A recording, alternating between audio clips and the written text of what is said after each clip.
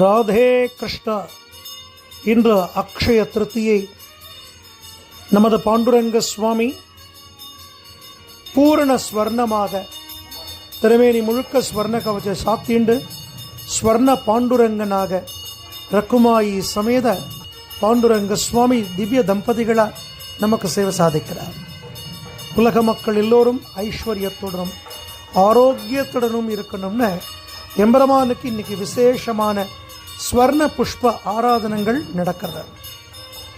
வருஷத்துக்கு 3-4 முறை மட்டுமே தரிசிக்கக்கூடிய சிறப்பு அலங்காரமான ஸ்வர்ண பாண்டுரங்கன் அலங்காரத்தை வெள்ளி, சனி, ஞாயிறு 3 நாட்கள்ல நாம் தரிசிக்கலாம். ராதே கிருஷ்ணா.